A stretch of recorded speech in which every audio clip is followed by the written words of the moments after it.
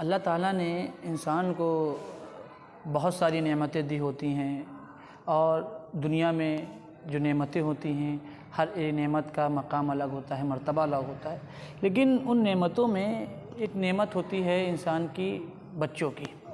جس کو اللہ تعالیٰ نے بتایا ہے کہ المال والبنون زینت الحیات الدنیا، کہ مال اور بچے یہ دنیا کی زینت ہے۔ تو بچے انسان کے لیے دنیاوی اور ظاہری سکون کا درجہ رکھتے ہیں، لیکن اللہ تعالیٰ کی جو نعمت جتنی بڑی ہوتی ہے پھر اس میں اللہ تعالیٰ کی پکڑ اور سوال و جواب بھی اتنے زیادہ سخت ہوتے ہیں۔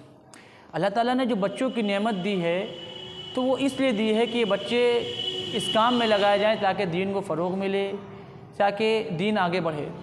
جب ہم قرآن مقدس پر غور کرتے ہیں تو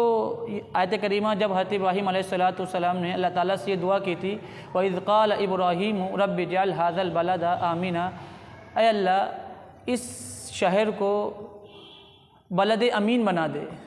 امن کا شہر بنا دے، وَجُنُوبْنِي وَبَنِيَّ أَن نَعْبُدَ الْأَصْنَامَ، مجھے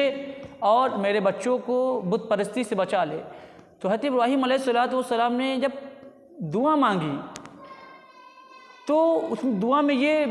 حضرت ابراہیم نے مانگا کہ مجھے بت پرستی سے بچا اور میرے بچوں کو، حالانکہ حضرت ابراہیم علیہ السلام جلیل القدر نبی، آپ علیہ السلام کے جد امجد، اور آپ کے بیٹے ایک حضرت اسماعیل علیہ السلام بڑے بیٹے، دوسرے حضرت اسحاق علیہ السلام چھوٹے بیٹے، حضرت اسحاق کے بیٹے کا نام یعقوب، حضرت یعقوب کے بیٹے کا نام یوسف، یعنی نبی ابن نبی ابن نبی ابن نبی کی نسل انبیاء کی، اور دوسری طرف حضرت اسماعیل علیہ السلام جن کا یہ مقام یہ مرتبہ کہ اللہ تعالیٰ نے آخری نبی آپ کی نسل میں مبعوث فرمایا، لیکن پھر بھی دعا کر رہے ہیں کہ اللہ مجھے بچا لے اور میرے بچوں کو بچا لے۔ تو یہ حضرت ابراہیم علیہ السلام نے جو یہ جملے کہے یہ اس لیے کہ ہم آنے والی نسل اور ہم اپنے بچوں پر ایک خاص دھیان دیں، اپنے بچوں کی تربیت ایک اچھے طریقے سے کرے، ان کے اندر دینی جذبہ پیدا کرے۔ محمد عربی علیہ السلام نے فرمایا، ترمذی شریف کی روایت ہے ابواب البر والصلہ کی،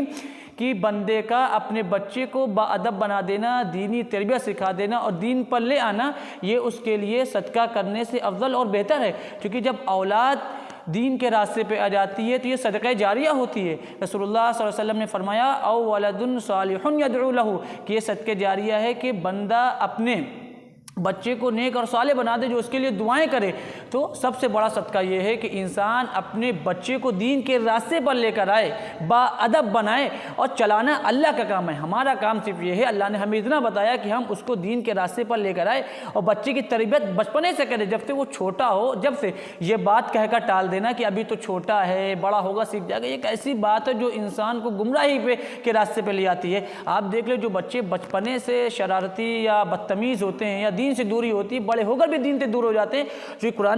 مقدس فرما رہا ہے فَطَالَ عَلَيْهِمُ الْأَمَدُ فَقَسَتْ قُلُوبُهُمْ، جب مدت لمبی ہو جاتی ہے کسی چیز کی تو دل سخت ہو جاتے ہیں۔ اس کو یوں سمجھا جائے کہ ایک بندہ بہت دور سفر پر نکل گیا ہے اور غلط راستے پر چلا گیا ہے، تو جب جتنا دور نکلتا چلا جائے گا، جتنا دور نکلتا چلا جائے گا تو واپسی میں اس کو اتنی ہی تکلیف ہو جائے گی، اتنا ہی وقت لگے گا اس کو واپسی میں۔ اسی لیے اس کی تربیت اس وقت کی جائے جب وہ غلطی کرے، فوراً تربیت کی جائے۔ جیسا کہ ایک مرتبہ حضرت حسن یا حسین رضی اللہ تعالیٰ عنہ نے ایک صدقے کا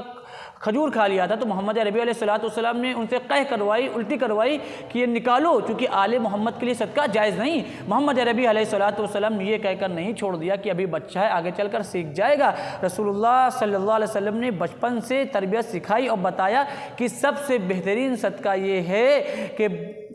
باپ اپنے بچے کو باادب بنائے، دین کی تربیت سکھائے، اور اس کو مال دے جانا، اس کو دنیا دے کر جانا، اس کو شہرت دے کر جانا، اس سے کہیں افضل کہیں بہتر ہے کہ انسان اپنے بچے کو دیندار بنا کر جائے، دیندار چھوڑ کر جائے۔ آپ دیکھیں قرآن مقدس کے الفاظ کہ ام کنتم شہداء اذ حضر یعقوب الموت، جب حضرت یعقوب علیہ السلام کی موت کا وقت قریب آیا تو انہوں نے اپنے بچوں کو جمع کیا اور پھر یہ پوچھا کہ اذ قال لبنیہ ما تعبدون من بعدی، اے میرے میرے بچوں میرے جانے کے بعد تم کس کی عبادت کرو گے؟ یہ نہیں پوچھا کہ میرا مال کون یہ بلڈنگ پہ رہے گا، اس دکان کو کون چلائے گا، اس گھر میں کون رہے گا، میرے بزنس کو میری تجارت کو کون آگے بڑھائے گا، یہ نہیں پوچھا. پوچھ رہی ہے، تربیت کر رہے ہیں. انبیاء اپنے بچوں کی تربیت کر رہے ہیں، تو ہما شما کا کیا خیال، ہم لوگوں کا کیا مقام و مرتبہ کہ ہم اپنے بچوں کو دینی تربیت ہی نہیں کرتے، ان کو دنیا کے حوالے چھوڑ کر چلے جاتے ہیں، پھر امید رکھتے ہیں کہ یہ بچے ہمارے مر جانے کے بعد ہمارے لیے صدقہ و خیرات کریں گے. وہ کیسے کریں گے؟ کیونکہ ہم نے اپنی ذمہ داری ادا نہیں کی، تو وہ اپنی ذمہ داری ادا کیسے کریں گے؟ تو حضرت یعقوب علیہ السلام کو اپنے بچوں کو جمع کر کے یہ پوچھنا کہ میرے بعد تم جب میں چلا جاؤں گا تو کس کی عبادت کرو گے؟ تو ان لوگوں نے ایک زبان ہو کر کہا قالوا نعبد الہک، کہ ہم آپ کے معبود کی، و الہ آبائک ابراہیم و اسماعیل و اسحاق الہ واحدہ، کہ آپ کے والد اسحاق کی، اسماعیل کی اور ابراہیم کے خدا کی عبادت کریں گے، یعنی ایک اللہ کی عبادت کریں گے. تو یہ بتا کے گئے، یہ سکھا کے گئے کہ بچوں کو دینی تربیت دلانا. اور جب بچہ 7 سال کا ہو جائے، حدیث شریف میں، تو بچے کو نماز کی تلقین کرائی جائے، اور جب وہ 10 سال کا ہو جائے تو نماز چھوڑنے پر کبھی ادباً اس کو مارا جائے، اس وجہ سے کہ تاکہ وہ دیندار بن جائے، تاکہ وہ نمازی بن جائے. یہ ہمارے پر ذمہ داری، اگر ہم اپنی ذمہ داری کو ادا نہیں کرتے ہیں تو روز محشر اللہ تعالی ہم سے پوچھے گا کہ ہم حدیث شریف میں کہ اللہ کے رسول نے فرمایا کہ ہر ایک شخص سے اس کی ذمہ داری کے تعلق سے پوچھا جائے گا. والد اپنے بچوں کا ذمہ دار، والدہ اپنے بچوں کے ذمہ دار، ایک حاکم اپنی رعایا کے ذمہ دار. تو اللہ تعالیٰ روز محشر میں کھڑا کر کے پوچھے گا کہ میں نے جو تمہارے پر ذمہ داری عائد کی تھی، تم نے اس ذمہ داری کو ادا کیا کہ نہیں ادا کیا. یہ بہت بڑی چیز ہے کہ اپنے بچوں کو، بچی ہو یا بچہ ہو، ان کو اللہ کا تعارف کرائے، محمد عربی علیہ السلام کے بارے میں بتائے، صحابہ کے بارے میں بتائے، تابعین نظام کے بارے میں بتائے، قرآن و حدیث کا تعارف کرائیں، قرآن و حدیث کے بارے میں بتائے. یہ ہماری ذمہ داری ہے. ہم اپنے بچے کی تربیت کریں گے تو یہ ہمارے لیے ہمارے مر جانے کے بعد صدقہ جاریہ بھی ہوں گے،